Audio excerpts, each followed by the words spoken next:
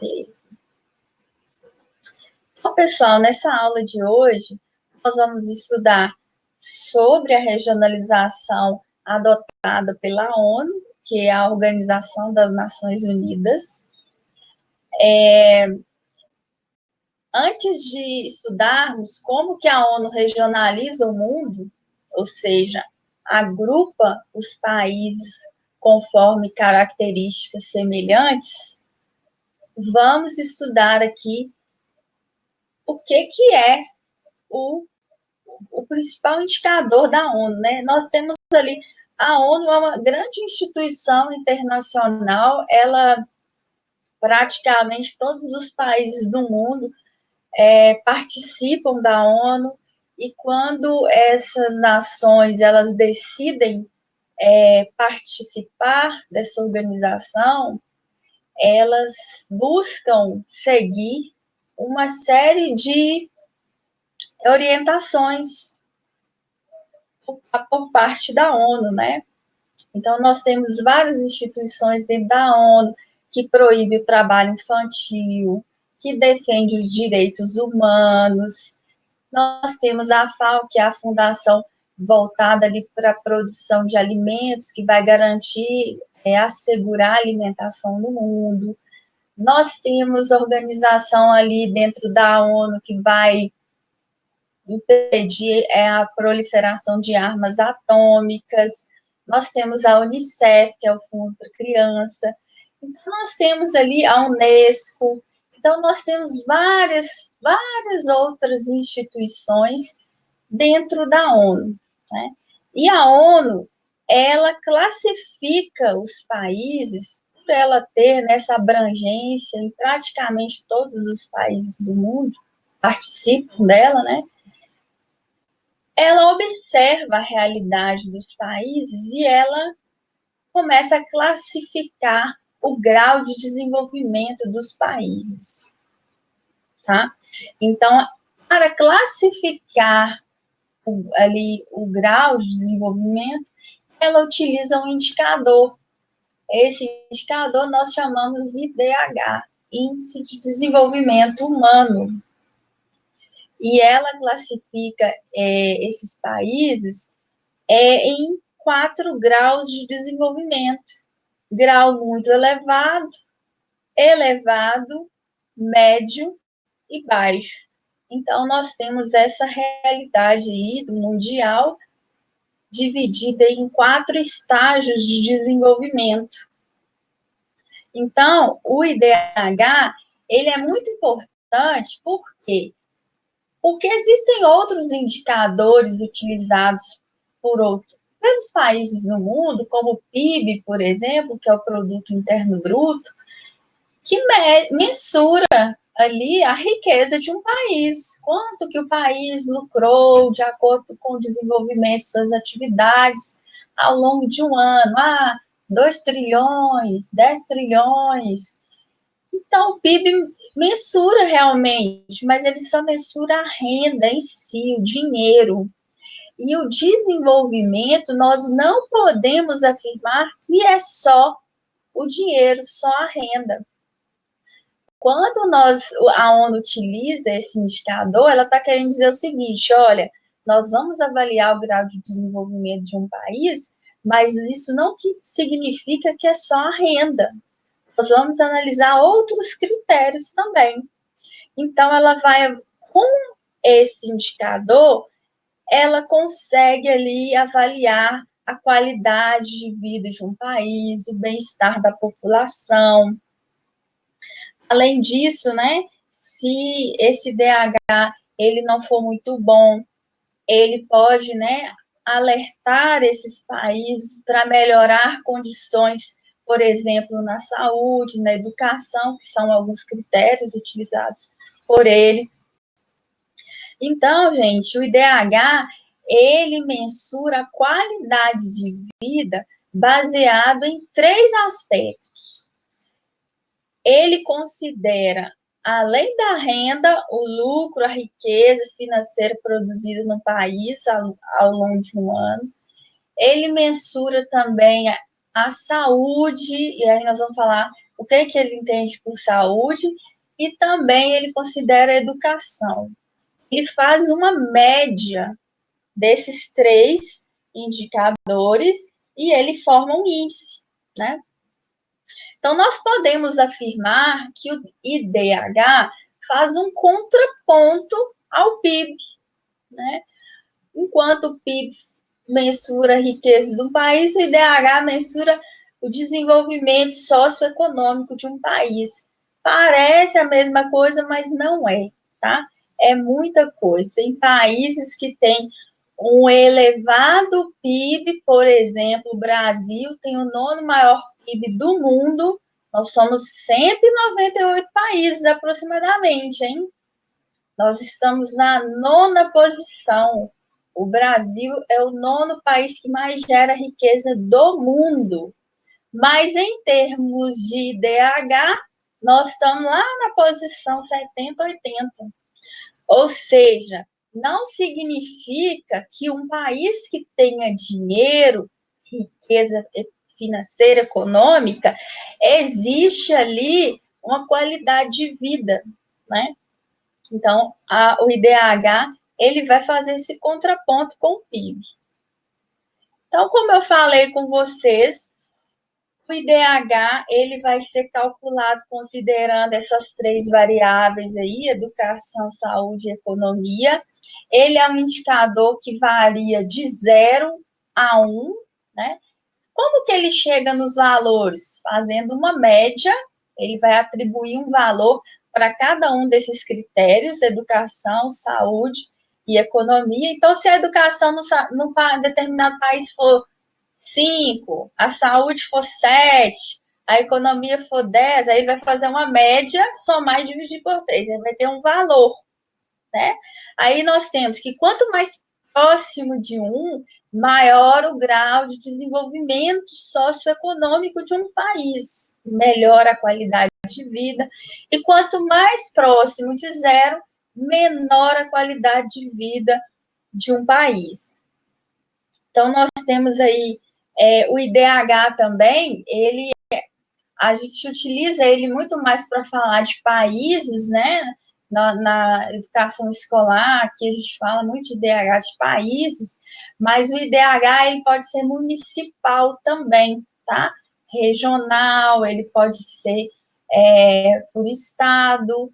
Então, esse indicador ele também serve para falar sobre regiões. Então, por exemplo, dentro do estado de Minas Gerais, nós temos a região central, onde nós estamos, Belo Horizonte, um certo IDH, um IDH maior, na verdade, o centro de Minas, o sul de Minas e o Triângulo Mineiro possuem IDH maior. Agora, o leste e o nordeste de Minas e norte, nós temos IDH menores. Além de sub-regiões dentro do estado, eu posso, inclusive, falar de IDH de cidades. Tem IDH de cidades aqui no Brasil que é idêntico a IDH de país desenvolvido, né? Mas isso falando de município. Então, o IDH não é só utilizado para país, pode ser utilizado também para outras esferas, né? De estados, cidades, regiões. Então, quando o IDH, né, a ONU considera a educação enquanto critério para avaliar a qualidade socioeconômica de um país, ele está querendo saber o que, na verdade? Ele está querendo saber a taxa de analfabetismo dentro de um país, quantos analfabetos tem nessa população e quanto tempo de estudo médio tem essa população. Então, ele faz assim, ó, de todas as pessoas que existem aqui no Brasil, 209 milhões de pessoas, quantos são analfabetos? 6% hoje no Brasil são analfabetos. Então, nós temos esse valor aí, que com certeza pode melhorar, e o que nós vemos, né, ao longo do tempo, desde a década de 80, até os dias de hoje, gente, o Brasil é outro país em relação à década de 80. Na década de 80, mais da metade da população brasileira vivia na extrema pobreza, extrema miséria mesmo, sabe? só tinham dinheiro para comer. E hoje nós temos um país totalmente diferente daquela realidade. Né? A população era analfabeta. No caso, para vocês terem ideia, na minha família, né, que a gente analisa gerações para olhar para trás, né, de como que era a realidade lá atrás. Os meus avós eram analfabetos, os meus tios, 12 tios, alguns tiveram estudos, conseguiram fazer faculdade. Era assim, era muita gente, eles viviam na roça, né, no rural.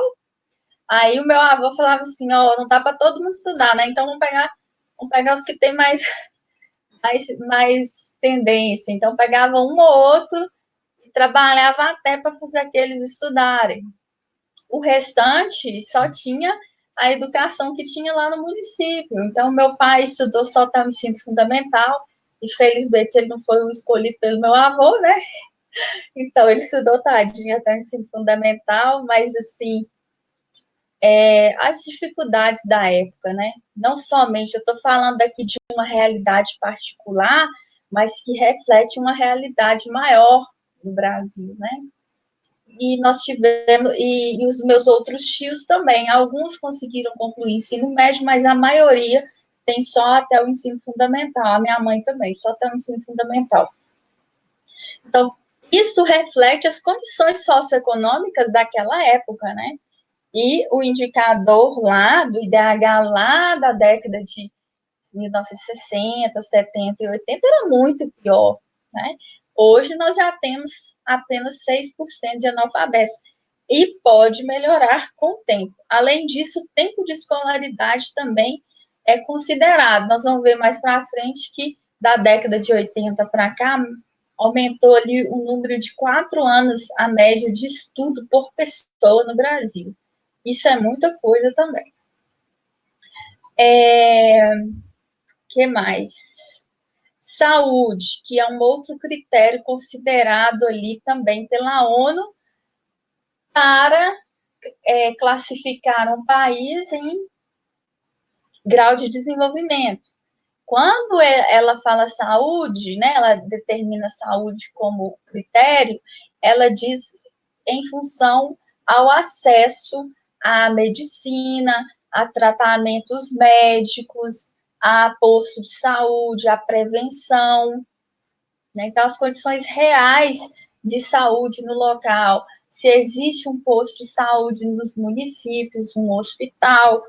Então, tudo isso é levado em consideração, porque o IBGE, ele tem esses dados, né? Como eu falei, não sei se eu falei para vocês, que o IBGE, ele faz o censo demográfico de 10 em 10 anos, inclusive esse ano vai fazer, era para ter feito ano passado, mas a pandemia viabilizou. De 10 em 10 anos, o município vai na casa de cada um brasileiro, saber, você tem acesso à saúde? Qual que é o hospital que você vai? Quantos anos de estudo você tem? O que você tem na sua casa? Você tem água tratada?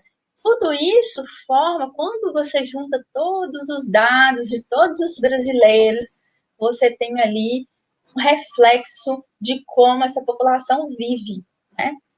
Então, nós temos a saúde e a educação ali como fatores que vão ali determinar ou não a qualidade de vida em um país. A economia é um outro fator, né? Ela é importante, ela nos diz ali sobre os setores da economia. Nós temos o setor primário, que é a agricultura, pecuária e mineração, o secundário, que é a indústria, e o terciário, que é o comércio e serviços, né? Então, como anda a economia de um país?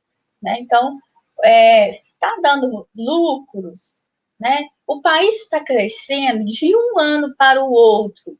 Nós podemos observar o crescimento em porcentagem da economia, né? Então, tudo isso é considerado como renda, né?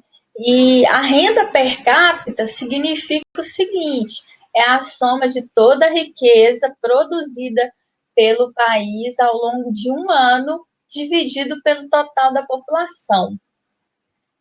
Esse valor dá um valor bem elevado, viu, gente? Está em torno aí de 15, 20 mil reais. Mas isso é só uma média, né? Será que todo brasileiro ganha 20 mil reais? Quem dera, né? Se fosse verdade, nós não teríamos desigualdades, não teria, né? A gente olha, anda pela cidade, nós vemos favelas, moradores de rua, enfim, o PIB per capita é só uma estimativa, não é a realidade. Mas ela nos dá uma boa noção aí de como que é a economia. Então, a partir desses três critérios ali, ó, educação, saúde e economia, a ONU ali faz uma média desses três critérios e estabelece o grau de desenvolvimento. Nós temos grau de desenvolvimento muito elevado aqueles países que estão na faixa de 0,8 a 1. Então, nós temos países muito desenvolvidos, tá, gente? Beirando um ali, onde o mundo é perfeito nesses países, né?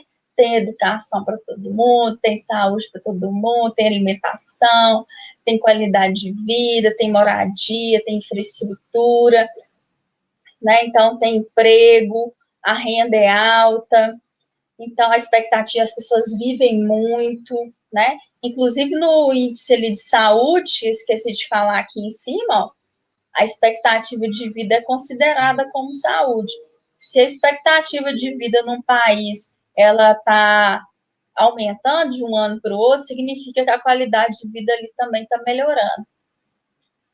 Então, os países de IDH muito elevado, né? Primeiro a Noruega, os Estados Unidos está em quinto lugar, Suécia, Espanha, aí lá na posição 44, 49, nós temos países ali em desenvolvimento, né? Cuba e Argentina. É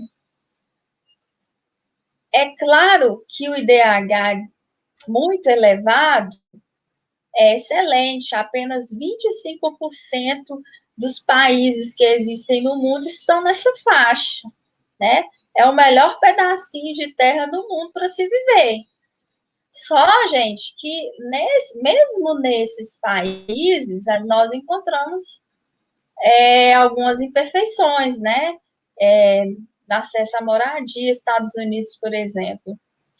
Você vê bairros populares, você vê uma população, às vezes, que não tem renda. Existe, sim, pobreza nesses países, não significa que todo mundo é rico, não, tá? Isso significa que, no geral, esses países apresentam melhores condições de vida para a sua população. Não quer dizer que ela existe para todos. A maioria existe, mas existem desigualdades também. Países com IDH elevado é aqueles que estão entre 0,7 a 0,79. E daí, pessoal, nós temos os chamados países em desenvolvimento. São países que estão caminhando para o desenvolvimento. Eles possuem ali uma renda elevada, possuem ali infraestrutura, oferta de saúde, educação, não de forma perfeita, mas assim, de forma acessível, né? Então, por exemplo, no Brasil tem o SUS, quem não tem plano de saúde, se estiver passando mal, tem um serviço público ali disponível, as escolas também. Então, programas, né, de acesso à moradia, como Minha Casa Minha Vida.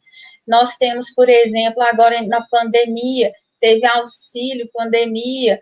Tudo isso são características de países em desenvolvimento, ou seja, possuem um PIB elevado, de fato, gera muita riqueza, nós somos o nono país ali no ranking mundial, mas ainda existem muitos fatores ali que precisam ser melhorados, né?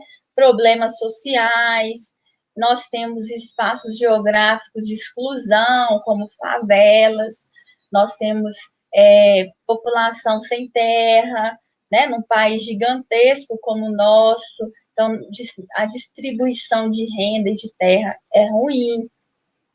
Então, são países que estão caminhando para o desenvolvimento, mas ainda apresentam muitas dificuldades. Então, nós temos o Brasil, olha a posição do Brasil, nós somos no PIB, nono lugar, no IDH 79, né? Então, nós temos uma condição ali, o PIB não reflete bem, assim, as condições socioeconômicas, o IDH vai refletir melhor. Nós temos países ali em desenvolvimento, né? Uruguai, Rússia, Venezuela, México, China, etc. Países com IDH médio, são países que estão abaixo da condição do Brasil, por exemplo. São países que nós temos uma industrialização mais fraca, nós temos países que são dependentes de exportação de produtos primários, agrícolas, né? E esses países estão localizados principalmente na África, na Ásia. Então, esses países têm uma condição ali pior do que a nossa condição, por exemplo, né?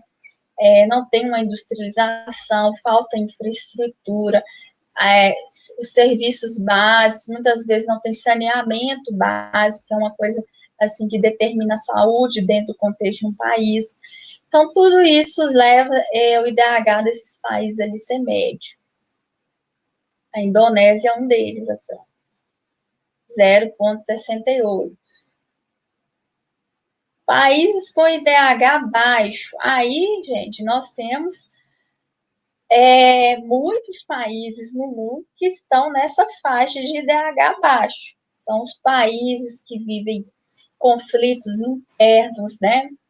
São países que sofreram catástrofes naturais, como o Haiti, países que possuem ali carência de tudo que vocês imaginarem.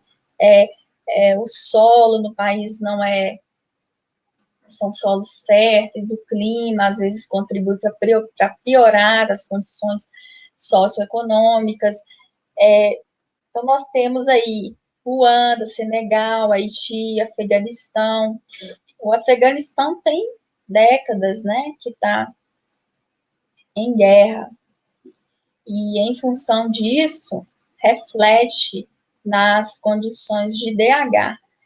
Ruanda também. Então, países que estão em guerra, países muitas vezes que não têm uma democracia consolidada, né? São países ditatoriais, onde a política não funciona muito bem, por isso, né? Imagina você dentro do país, lá no Afeganistão, que muda o governo, está em guerra civil, ou na Síria, por exemplo, a Síria está nessa condição. A Síria é um país do norte da África, pessoal, que tinha IDH semelhante ao do Brasil. Pensa um país como o Brasil, em termos de IDH, infraestrutura, saúde, educação, e em 10 anos o país volta lá para o IDH baixo, tudo destruído. Né? Não tem escola, não tem hospital, as pessoas estão saindo, migrando desse país, fugindo da guerra, não, a política é instável. Então, esses países de IDH baixo são aqueles que estão menos de 0,55. Então, aqui nós temos um mapa mundi do IDH. Quanto mais escuro, melhor é o IDH, né? O Brasil está numa cor média de verde, né? Então, nós temos um IDH alto, e nós temos aqui países africanos, sul-africanos também, países asiáticos, que possuem o IDH ali baixo, né? E muitos também elevado ou baixo. Vamos falar do nosso país, então. como eu falei com vocês, as condições socioeconômicas do Brasil melhoraram demais, muito mesmo. De 1980 a 2011, o IDH saltou de 0,54, ou seja, IDH baixo, né, para 0,71, né, que é o IDH elevado. Então, nós mudamos totalmente nossa realidade. Esse desempenho no IDH de 80 a 2001 melhorou por quê? Porque nós temos ali um aumento da expectativa de vida, o processo de urbanização se intensificou. Com a urbanização, nós temos água tratada, esgoto sanitário, com isso evita a proliferação de doenças. Nas cidades, nós temos a oferta de educação, né? A educação ela passou a ser ofertada em maior quantidade e, com o tempo, em qualidade, né? Até a minha época, pessoal, na época que eu fiz o FMG em 2003, não tinha ProUni, não tinha SISU, não tinha REUNI, não tinha nada desses programas de inserção ao ensino universitário. Então, era muito difícil entrar na universidade, muito mesmo. Para vocês terem ideia, eu fui a primeira na minha família a entrar na universidade pública. E isso ocorreu não porque a gente era, assim, extremamente pobre. Era pobre, mas, assim, eu estudava, fiz um ensino médio, eu fiz cursinho, mas era muito concorrido, né? Então, não tinha diferença, né? Não tinha cota social, cota racial. Então, a mesma vaga que eu competia de classe baixa era a mesma, uma pessoa lá da Zona Sul, uma pessoa que teve ensino particular a vida inteira, concorria de maneira igual, né, comigo. Então, as chances de uma população de baixa renda a ter acesso ao ensino universitário era muito baixa. Então, o que nós observamos também ao longo desse tempo, de 1980 a 2011? Teve uma melhoria não somente na quantidade de escolas, mas na qualidade e acesso ao ensino universitário. E isso para o IDH é muito bom, gente. Nós subimos no IDH também em função ao acesso à escolaridade, que mudou e aumentou 4,6 anos a média de estudos no Brasil. A nossa renda também aumentou, né, de 40%, ou seja, quase dobrou a nossa economia de 1990 a 2011, e esse dado é de 2011, né, já tem aí 10 anos. Então, vamos ver o que vai ser no próximo censo, com certeza melhorou ainda mais. Aqui, ó, é uma faixa de cor que mostra a evolução do IDH. Aqui, 1991, que está de vermelho, é o IDH muito baixo. Só fazendo um parênteses aqui. O IDH no Brasil é uma média.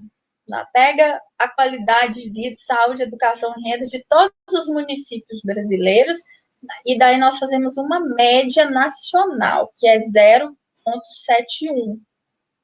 Tá? Só que eu falei com vocês no início da aula que tem a média por município, né?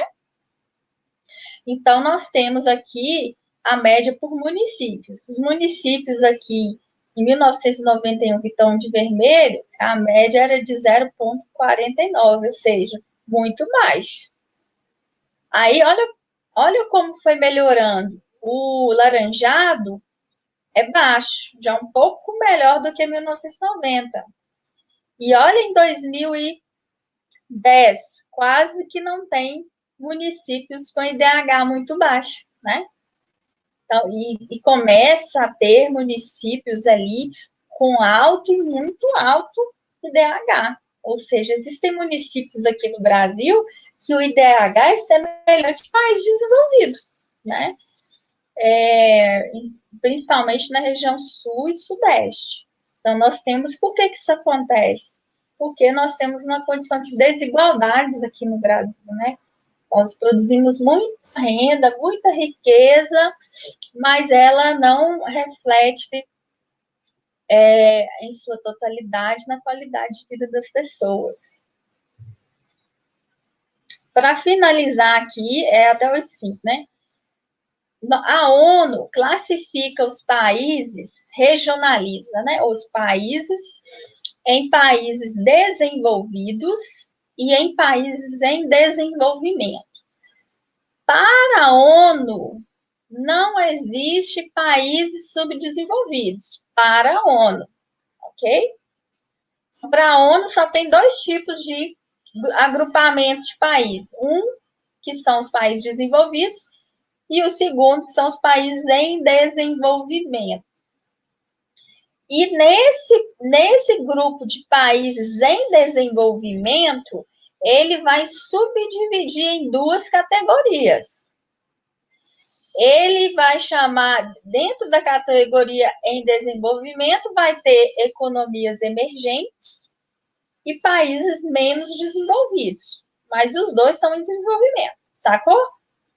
Então, em desenvolvimento, ele é subclassificado em emergentes e países menos emergentes. Então, que faz parte desse grupo aqui em desenvolvimento são poucos países do mundo, né? Que apresentam ali, igual eu falei para vocês ali no início da aula, 25% dos territórios aí de todos os países do mundo que fazem parte desse grupo ali de desenvolvidos, que possuem alto IDH, alto PIB, boa estrutura, competitividade no mercado exterior. Agora, os países em desenvolvimento, quais são as características desses países em desenvolvimento? São países que foram colônias em algum momento de sua história, né, ficou dependente, apresentou um processo de industrialização tardio no século XX, enquanto que os países desenvolvidos se industrializaram lá no século XVIII, XIX, os países em desenvolvimento só se industrializaram no século XX, foi tardio. São países que apresentam infraestrutura deficiente, que prejudica no mercado internacional, né? Baixa renda per capita, indicadores sociais ruins ou insuficientes. E dentro desses países, então, isso em geral, são os países em desenvolvimento, tá? Em geral, são essas características.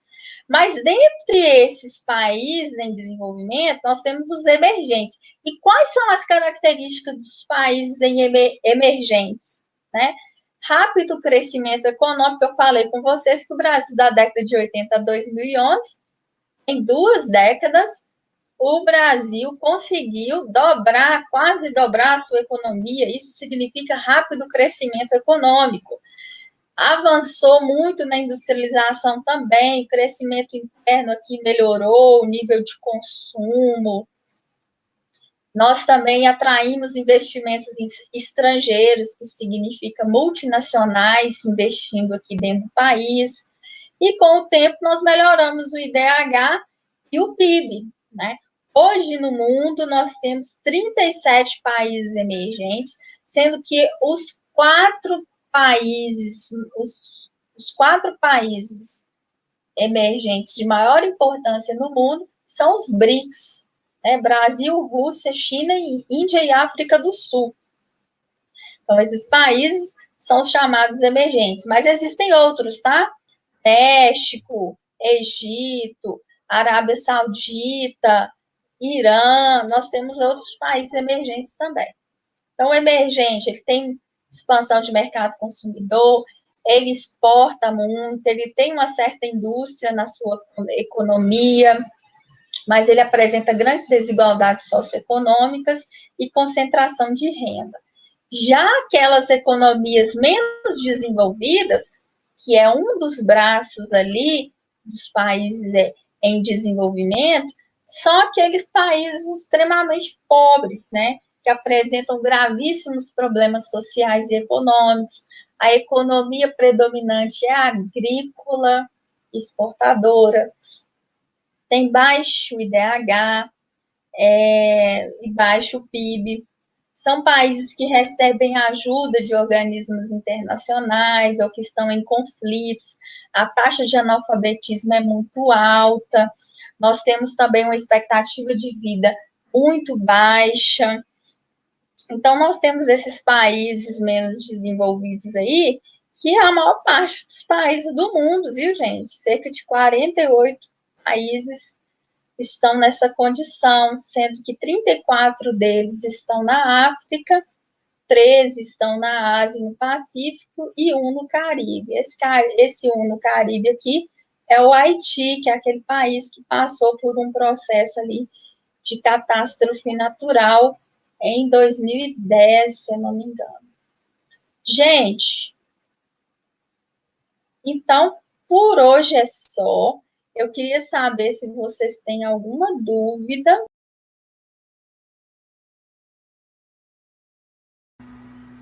O Brasil ele continua sendo com um rápido crescimento econômico?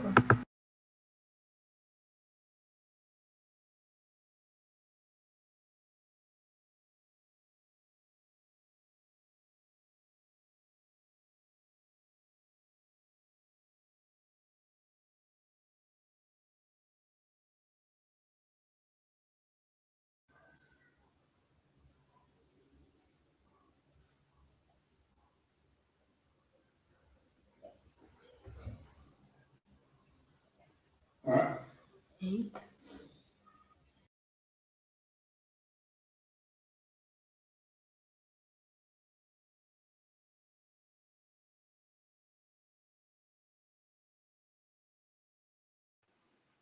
Ei, gente, falta de educação, né? Fechei a tela sem querer.